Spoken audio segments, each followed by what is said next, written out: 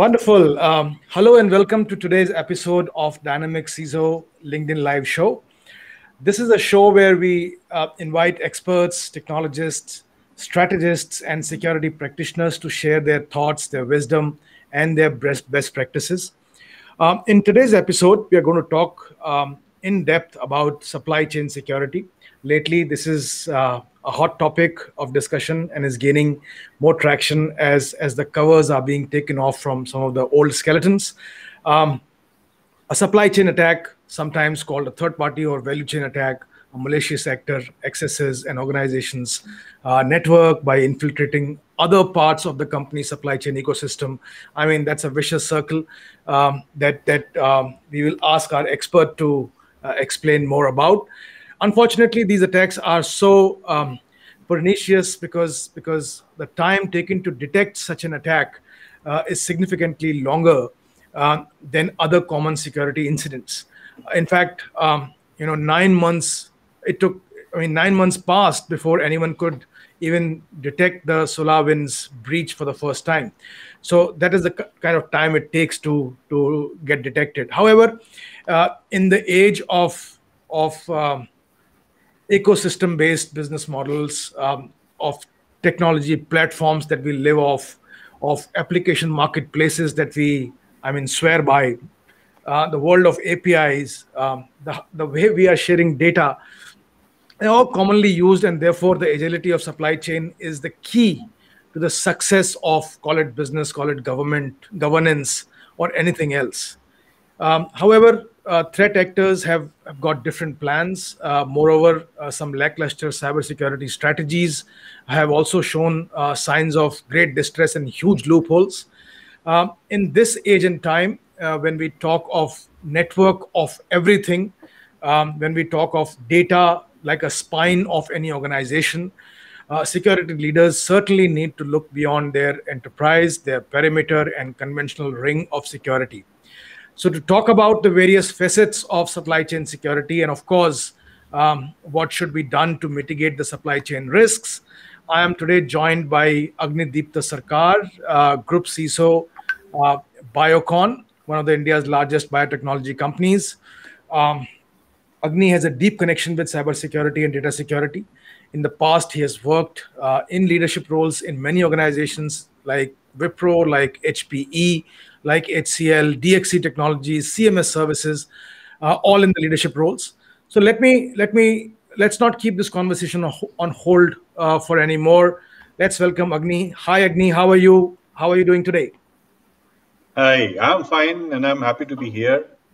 And I hope, considering that we are on a discussion on supply chain, there are no suppliers into this conference who we need to be worried about. You don't need to worry about anything. This is a no holds barred discussion. Don't worry.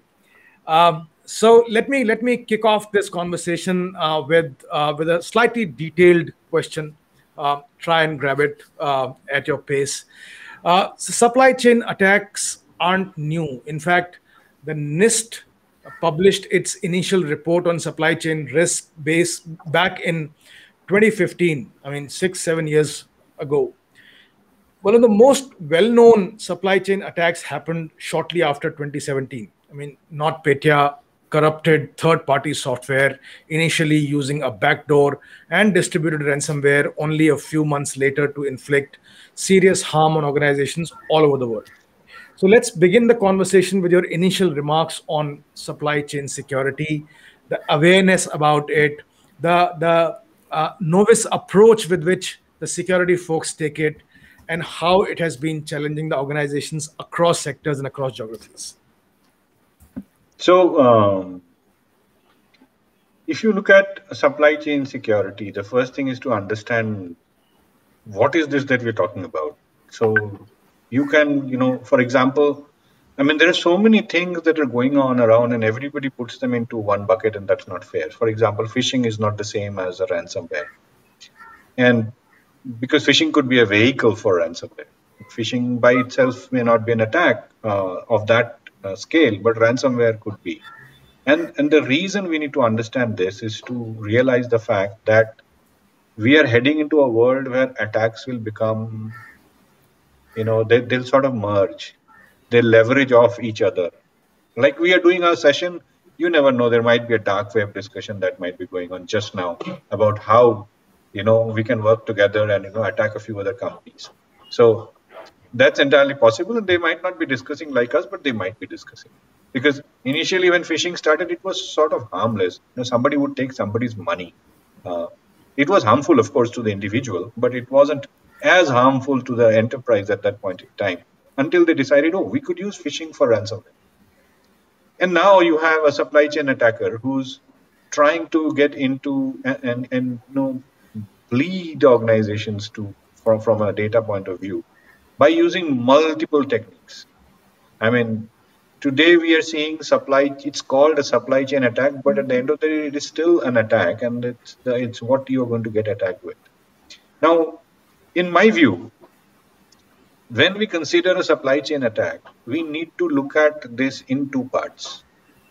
One part is this place from where they can come, and the other part is where they can create an impact. Mm-hmm.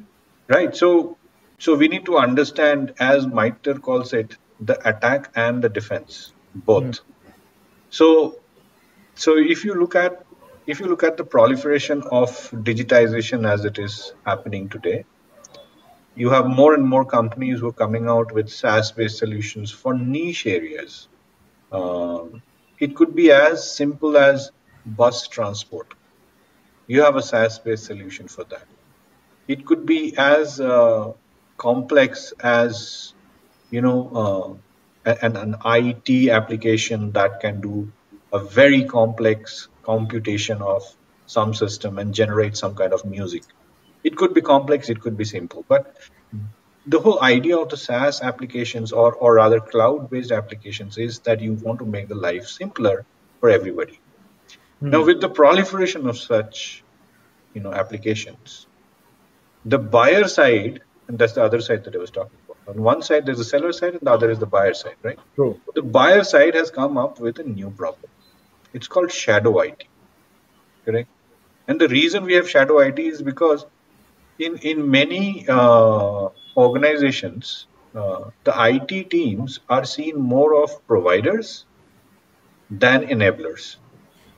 And over a period of time, because they probably have a very compliance or a very regulated environment to cater to, they are seen as slow, sloth, and not so agile as the business wants to be. The business has gone ahead and hired cloud-based services, which are easy to hire. The point is, there is the buyer side, which is trying to buy out newer services. There's the seller side, which is coming out with newer services. Supply chain creates a problem on both sides. The world is not far away where a company will stand up and say, I will not buy this software unless you give me an assurance that you will not throw up a malware into me through your legitimate software. I'm going to pause here. I mean, there are more aspects to this as we discuss, but I thought I'll lay that down as my initial thoughts. Right. Absolutely. I think that's a very valid point, Agni, and good evening to you. Good evening, Muqbil. So you have made very pertinent, very relevant points. Now, I really want to discuss one particular aspect. We understand that, the potential for catastrophic supply chain attacks is actually huge and humongous, particularly keeping in mind the instances which have happened of late and which Rahul also spoke about. And particularly when you consider a typical organization, how it does business with hundreds of third parties, which is also a very big number. And this is even more prevalent in the post-pandemic world. So I want to understand, how can one think of insulating themselves from such exposure, which really widens the surface of the attacks? And what should be, what should the senior, InfoSec professionals, CISOs, and the, what should they be doing to thwart those attacks? So you've made a good point here. Thwarting a supply chain attack needs the whole organization to come together. It's not the job of the CISO alone. The CIO has a role to play. The procurement has a role to play. The internal or the auditors have a role to play. Legal has a role to play. And the whole ecosystem has to work together if you want to combat this kind of a threat. And the threat becomes more and more large scale as the number of, not suppliers, the number of tools that you use which are not homegrown. And we are heading to a world where everything will not be homegrown. In fact, there was a time when everybody wanted to develop their own software, right? I mean, when I was probably of your age, SAP was trying to come up, PeopleSoft was trying to come up, and they were trying to convince people why they should not use homegrown solutions to do their ERP. But today they don't need to do that, right? So it's very simple that people have understood it's easier to outsource. And we've gone ahead from the outsourcing argument also. It's easier and more efficient to outsource stuff that you don't have the core competency to do. So yes, there could be companies who've got hundreds of suppliers. Now remember, what we are talking about is not supply chain in the traditional sense. We're talking about digital supply chain. The specific supply chain attack that we are talking about is about the digital supply chain. And there are three elements in there which are very, very important. Every time you buy a software, there are three times that you deal with the supplier. One time is when you buy the software and implement it. The second time is when there is a feature update that you need. You've asked for, I want the login screen to appear on the left side of this thing, and so on and so forth. I want the logo to appear on the right side. Those are feature updates which happen, and that's the second time that a software company will come and give an update. The third time that you get is when patch management happens. So all these three can introduce a malware unless you are prepared for it. All these three activities. Now, where do we see? Now, what does this mean? So this is the seller side, right. And there's the buyer side. Now let's see where it can create impact. Think of a hospital. What would happen if hospital records were unavailable? I'm not even talking about being stolen. We've seen a lot of hospital records are being stolen. Yeah. I mean, have people stopped using LinkedIn because of the LinkedIn breach? I don't think so. Have people stopped using Facebook because they lost so much of personal data? I don't think so. So it does not seem to me that a breach is creating too much of an impact on the consumer using a particular application, as long as it helps the consumer achieve what the consumer wants to do. So true. Let's face that reality. However, it can be a totally different story if you lose critical information when you need, and it impacts the health of an individual. So I just gave you an example of a healthcare company. It could be a finance company. It could be anything. The thing is, perpetrators are also learning how to do with it. So for all you know, as I said, on the dark web, there could be a forum right now discussing, hey, we succeeded with SolarWinds. Why don't we make it a launching pad for every other attack, right? And we should have, industry-wise attacks that we develop. For finance, this is package 1. For healthcare, this is package 2, and so on and so forth. It could be. We are smiling and laughing now at this whole thing, but it could very well be because if you really notice, the SolarWinds attack or a lot of other things have happened earlier, right? There was this Target attack, if you remember, through an HVAC they came in, correct? Those were testing grounds, if you really see. So somebody once in my earlier in an organization that I was working with, they found an incident where a mail has been sent to the same person by himself. Okay. So it is as if Rahul sends a mail from Rahul to Rahul. The only thing is the content of the mail is disturbing. This is the place where the hacker went probably a little wrong, because the content of the mail was threatening. That I know everything about you, and I'll do this. Now, when the investigation was launched, then they realized, the first level of investigation came empty because the IT guys who are managing the email system said, yeah, the mail originated here only. It's a valid email. This person must have sent an email to himself, and and it happened with a person who was constantly at loggerheads with IT. So the IT manager said, this guy is just here to create ruckus, and that is why he said that. The reason I'm going through this is only one. You see, in the world that we live in, the perception of a problem is a far bigger thing. There are only a very few people in the world, and I'm saying in the world, who actually solve a problem by looking at the actual data impassionately, like a machine. Most of us are judgmental, right? True. And so they went back, and then they did another analysis, and then they found that surprisingly, the mail, though was sent from that person to that person, at that specific time, someone from Romania connected into the O365 server, logged in remotely, and was able to send that email. Now, the funny part was there was email security in place. That's where the MX record points. But this guy didn't go to the MX record. He went there. So the conclusion was that there was a hacker and they changed some rules. The reason, the root cause that was identified is the exchange tool that was used for, the exchange spam tool was disabled because there were two tools now, right? One tool that is doing the email security was also doing anti-spam, and the second tool, therefore, introducing a delay. So they disabled the exchange part, and therefore it did not detect anything. But that doesn't solve the main issue, that what did they find out? If someone did access your O365, what all did he find out? And how did he land there? Okay, investigations, I have not heard from them, but I believe nobody knows the answer to those questions. Very interesting. Okay, this is an example of how things can go on. Yeah, sorry, Rahul, go on. No, I'm saying I will break the monotony a little bit. We have in the conversation, we have Debashish Jyoti Prakash of Qualys, and he's saying, Rahul, please relay my question to Agni. I'm reading that. And yes, Debashish, but that doesn't solve it. There needs to be, as I said, one of the people that need to come on the buyer side, and I'm talking about the buyer side now. One of the people who will play a huge role on the buyer side is actually procurement and legal. Because you need an assurance. There is no end to demanding visibility in the supplier CI/CD.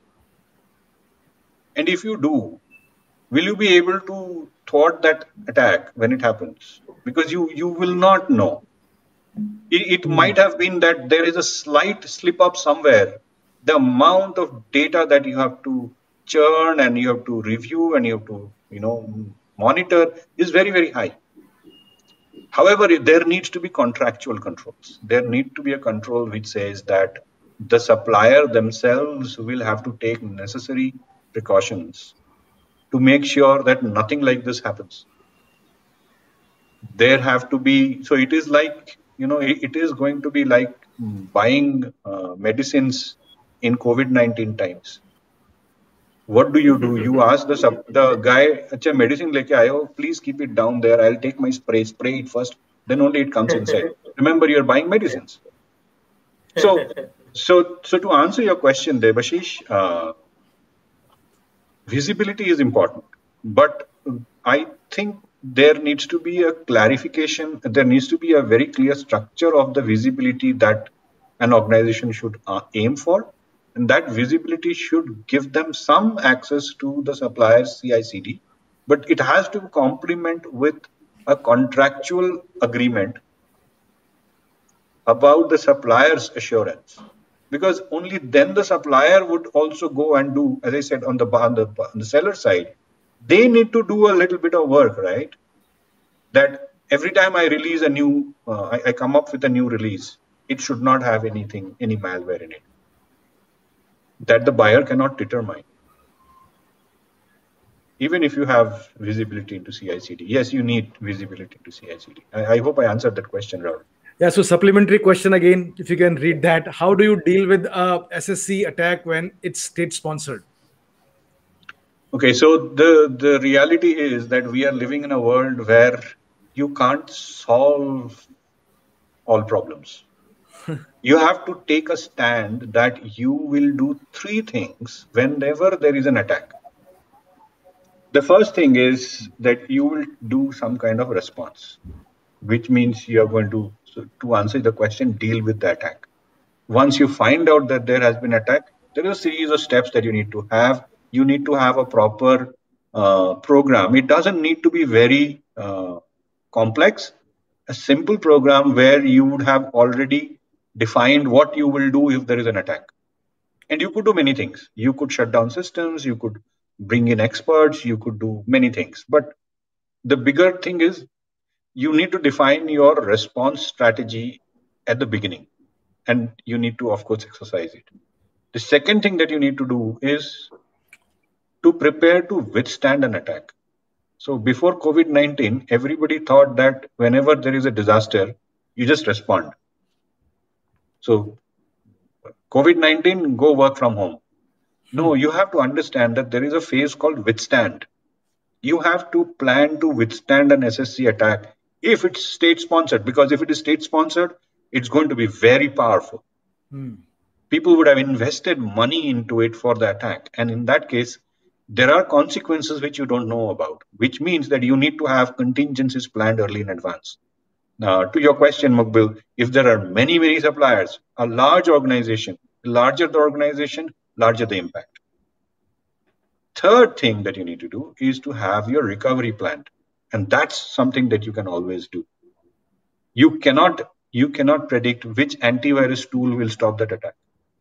But you can definitely predict which system you will bring back on if all the systems were to go down. I've heard people say, I want my SAP back first. Yeah, true, but you first need to bring up the network, right? So when you do your exercise, you need to exercise in that sequence. Let's bring up the network first, then let's bring up the SAP, and let's find out how much time it takes. Because at the end of the day, whatever that you do, your stakeholders are only going to measure you by the amount of time you take to come back. I hope I answered that. Yeah, I'm sure, quite elaborate. You spoke about certain very wonderful things. Example which I really have preserved from your last statement is that if the data is breached in a hospital or data is stolen, will you stop going to the hospital? I mean, the answer is certainly no. And how intelligently the malware is embedded into third-party services is to nobody's imagination these days, and that consists. I mean, that forms the core of one of the cores of supply chain attacks. And that widens the threat landscape to a very different scale. And therefore, security leaders can no longer assume that they are safe simply because they have not contracted with the breached company. I mean, that is a very myopic view of being secured. However, the question here is that now the question isn't whether an organization's cyber threat vectors are expanding. We already know that the answer is yes. They are expanding to the software supply chain. The real question is, what do you do about it? How is this still a low priority area for the CISOs and risk teams? Am I asking the right question? Is it the low priority area yet? No, it's not. It's now on top of everybody's agenda. Though I was really, disheartened by some recent international events where they haven't talked about ransomware and supply chain attacks. But it is on everybody's agenda. And especially because not many of us are still, I mean, including me, we are not still 100% sure of how to handle this whole situation. And I'm saying this because the dynamics of the attack is continuously changing. So it's a moving target. It's not, it is, in the early days, in 2000s and all, there were how many? 11 viruses in the wild, right? So you knew what the virus was and what to do about it. Today, probably every minute there are 11 viruses arising. Yep. Right? Or every second. So it's a moving target. But, I'm going back to Devashish's question about CI/CD. And the initiative really has to come from the seller side.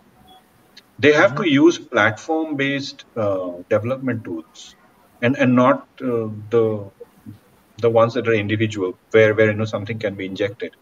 They have to bring in security regimes which can be tracked and measured, and you are able to find out every small little change that has crept into the development lifecycle. The only reason that SolarWinds was not able to do that, and I think that stands true of the HVAC company in Target and a couple of others in that time period, is because as the software was either being patched or updated or being implemented, there were changes that were not tracked. I mean, think about it. If you are able to track every change on the seller side, then you would know when that malware has crept in. Because it's not easy to creep in a malware in a development lifecycle. It's not easy. I mean, if you ask people who are from that background, they'll tell you it's not simple. It needs a very sophisticated attack, and that's what FireEye also said in that press report when it first came up. Right? It's a sophisticated attack. And that sophisticated attack went through so many companies, and they did not know. And the reason they did not know is because the vendor did not do that check. So, as I said in the beginning, soon we will be very scared. And I will tell you that this brings a huge amount of risk to manufacturing companies because the OT network is so vulnerable. Absolutely, absolutely. I couldn't agree more with you, Agni, that OT is really that chink in the armor, so as to say, because, particularly with Industry 4.0, 5.0, whatever, I mean, there is an increasing trend towards this integration. And, if that OT environment is not really secured properly, it can actually spell disaster for a lot of operations. Now, Agni, you have spoken a lot about supply side and the vendors and what they should be doing. Now, I would want to go a little deeper into the root of the problem. I mean, what are the key factors that are mainly responsible for supply chain attacks? I mean, is it because of a lack of control at endpoints, unvalidated cybersecurity hygiene of vendors, which you have already spoken about, or is it due to poor patching? I mean, if one were to ask you what is the one main problem area that which is very troublesome, what would your answer be? As I said earlier, we're still learning, and I can't point out to one single point. There are best practices. So there are best practices already available on, if you Google them, you'll find people are talking about patching, people are talking about vulnerability management, people are talking about the basics. My view, if you really want to do that, I'm a big fan of the CIS control set, especially after they revamped the CIS control set into version 8, because version 8 gives it in a sequence, right? So, I mean, earlier they were controls, but they were loosely spaced. Now version 8 is a little better. Consider using version 8, and I think version 8 has, in number 3, talks about continuous vulnerability management. So, yeah, there are some basics that we need to do. Probably vulnerability management needs to be continuous. Data protection, not from the privacy perspective, but from a data protection perspective, from a security perspective, needs to be continuous and needs to be comprehensive, which means there has to be assessments, there have to be, people have to learn blue teaming. Everybody is focusing on red teaming, but people need to really learn blue teaming, because that's a gap. You don't know how to withstand an attack, how to respond to an attack on your own. All these are fancy words, but at the end of the day, you need to learn how to guard your own crown jewels. You need to know bigger question. I talked about crown jewels. A lot of organizations don't really know what the crown jewels are and where they are. That's another area of concern. So, yeah, I see Adep talking about he loves CIS controls, and let me tell you, contrary to popular belief, I believe that there are more than one standards that you need in an organization. You need to understand that CIS groups the controls very nicely, but you also need to consider the fact that NIST has a beautiful structure when it comes to having a strategy of how you will do things. So your strategy should be largely based upon NIS, the 5 levels. Your governance should be using ISO 27001, and you can use the CIS controls in addition to which you get mapping, right? CIS to 27001, CIS to NIST. You can do all those, and that's where you need to have the controls. The benefit of ISO 27001 is that it allows you to add additional controls from multiple sources, so that you can also add the OT controls. The 62443 standard can be brought in from an OT perspective, and you can add that. And all these are important. So to answer your question, Muqbil, there is no single, you can't put a finger and say, let's do this. It's a combination of everything. You need to be able to, and then both sides, the buyer side and the seller side, both need to do a lot. There needs to be an assurance that need to flow from the seller side to the buyer side, which means the seller side has to do a lot of work themselves to build software that can be free from a supply chain attack. The buyer side needs to do a lot of work in terms of evaluation, governance, and their own security, basic security operations to become ready to withstand that. I think the drift of your response is very pertinent, that get your basics right and then move ahead. Okay, so there is a point, a viewpoint and a question embedded into one by DCS Hariharan from Sinjin. He says that the SolarWinds hack was a major event, not because a single company was breached, but because it triggered a much larger supply chain incident that affected thousands of organizations. So how to ensure and take proactive precautions is the last line is the question. Yeah, he's made the question very tough. He's talked about proactive precautions, and that makes it very tough. So the impact can be anything. Impact can be a large company, large supply chain getting impacted. Imagine if SAP had such a supply chain issue, somebody were to breach SAP. Okay, let me do it this way. Let me answer Hariharan with an example of SAP.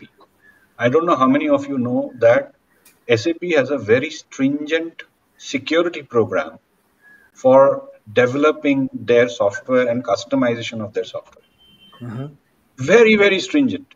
It's stringent to the extent of being paranoid.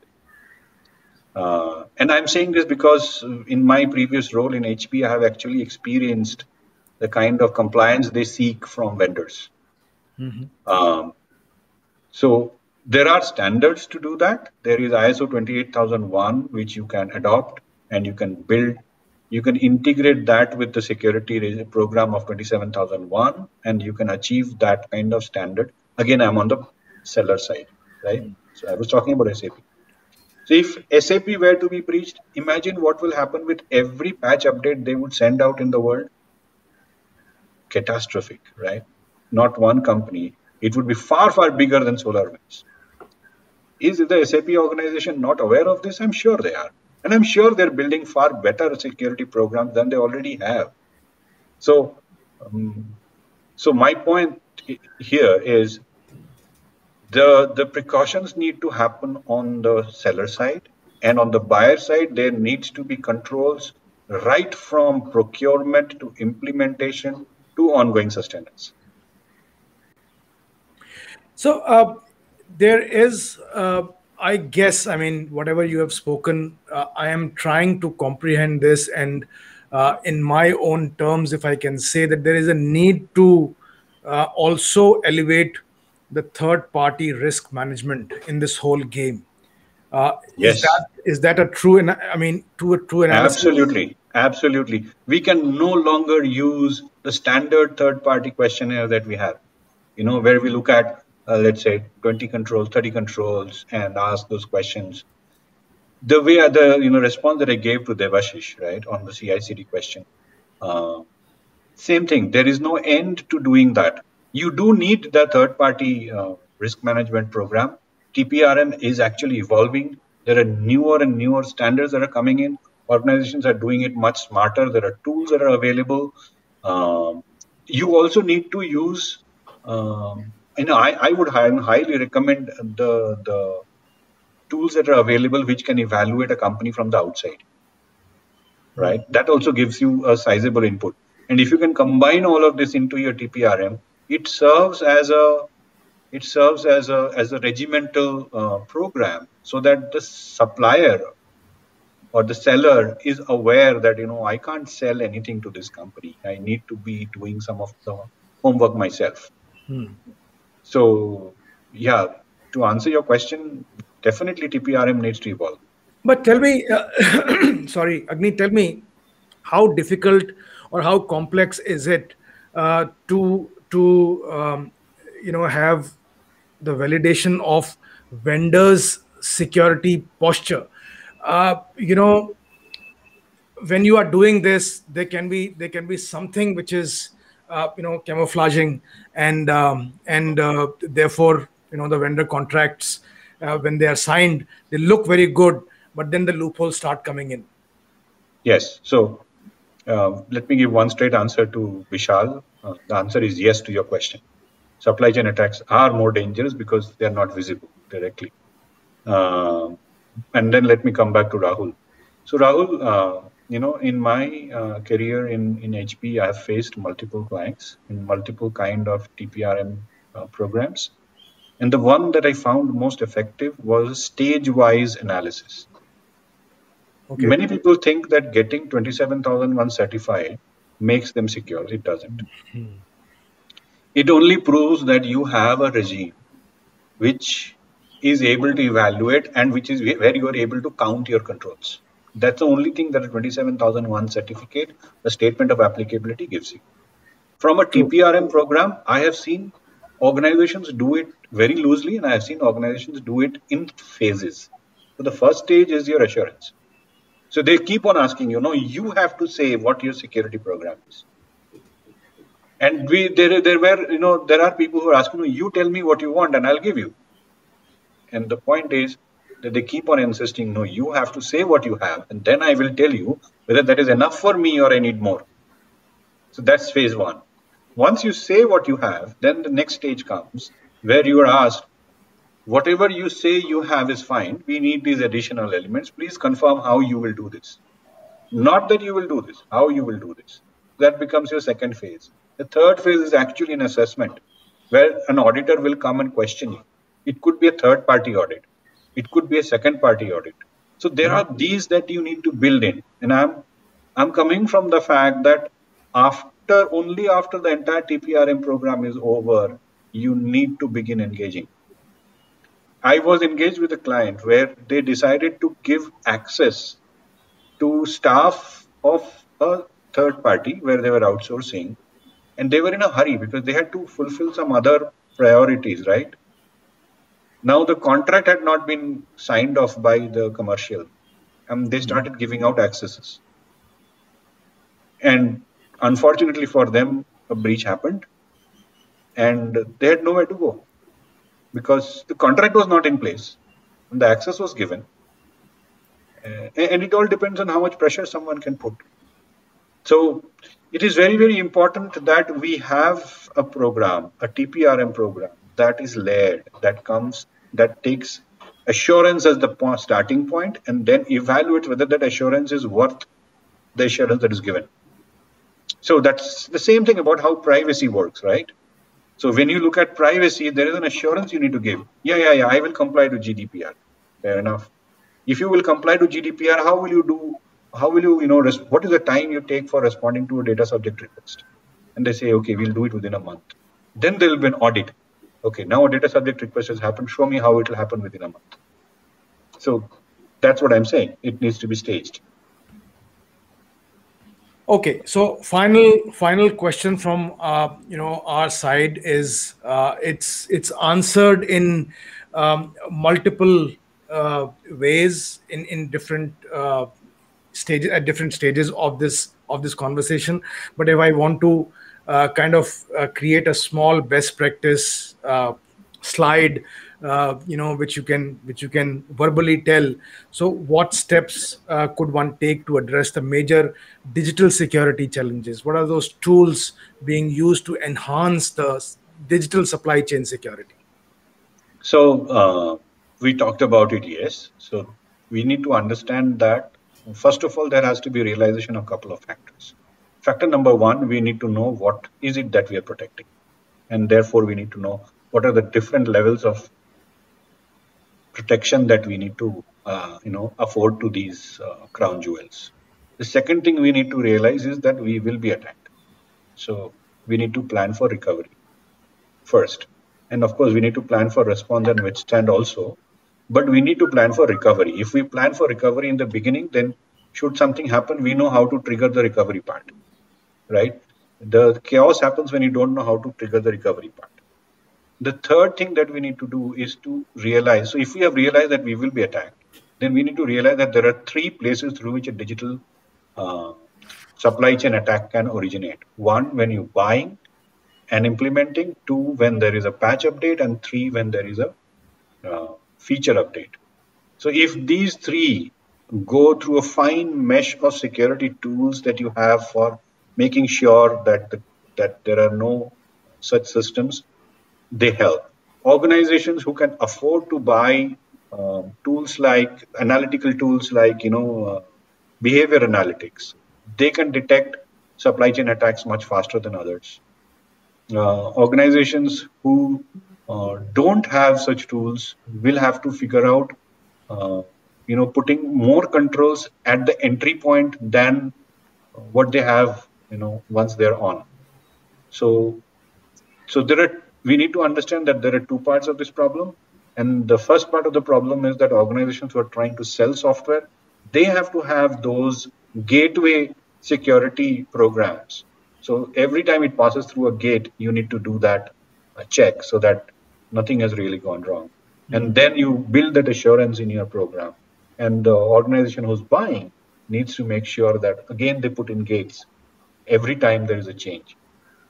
If you really ask me, at its core, security is all about communication or the absence of it. And the biggest threat to security is actually change. So I should have ideally stopped this conversation here or ended it here, but I have a small. I'm very intrigued to know one particular aspect in this whole supply chain is the lower. The lower tier suppliers that we have. We can certainly validate the contracts and the posture of the higher end, the top tier suppliers. What happens to the lower tier suppliers? That's a problem. That's a big problem. Yeah. There are startups that are coming. There are people who are starting to provide niche solutions. Those solutions can also be about employee well-being. I have recently seen a solution, a SaaS-based solution, which is supposed to address the stress at workplace due to working from home. Beautiful idea. Amazing. Very novel idea. Novel idea. But think about a SaaS-based solution. Do they have the resources to do, like Debashish asked, the CI/CD controls or controls around the CI/CD pipeline? Bigger problem, who do they outsource to? Because probably they don't build their SaaS software, right? They outsource it to somewhere else. Absolutely. And does this company have the wherewithal or the ability to even enforce a supply chain security regime? You find out how many organizations have actually considered 28,001. You can count them on your fingers, probably. Absolutely. So that's a problem. Yeah, Rahul. That is going to be a big problem. I'm in agreement with you. And things like low-hanging fruits like compromised. They don't know that the software is compromised or the hardware is compromised, but in some ways the counterfeit hardware and that low rung gadget or the low rung product which has a malware embedded into it, it's very difficult for the lower tier suppliers to actually get to know about those. I think we need to build a community-based security program where larger organizations who have the wherewithal to build such capabilities should lease these out to smaller vendors Good who idea. can use them. Otherwise, we can't. We need to understand the kind of unity that exists in the dark web Absolutely. is unparalleled. Yes. Absolutely. I mean, who would have thought that someone can actually take a ransomware from, supplier one and patch it with phishing with supplier two and build it into something else from supplier three and attack an organization? We don't do it here. Why can't we? Why can't we build those platforms where we are providing a community-based mechanism to build security? Excellent point. Excellent point. Completely agree with you. Yeah, I mean that will be. I will call that day the day of the ultimate evolution when the community gets together. I mean, just look at Digital how much, utopia. how much information do we share with each other, even if it is in a closed group. I mean that the whole problem stems from there, that we are not sharing. We don't have a vulnerability. I mean, we don't have a strong vulnerability disclosure program. Forget about anything else. So And organizations are doing some bit. For example, First has actually come out with a new policy of talking about exploitability of the CVE. You are able to now figure out how exploitable the CVE is when it is published. So if they are doing it for the community, there are things we should be doing. We should be sharing under probably limited scope, maybe yeah, small absolutely. groups, but people should be sharing, the challenges that they see and how they are combating it. And again, the problem of every company could be unique, but there are some common solutions that we can leverage. And I think all the participants, they will all learn from each other, from the Absolutely. other people's experience. But Absolutely.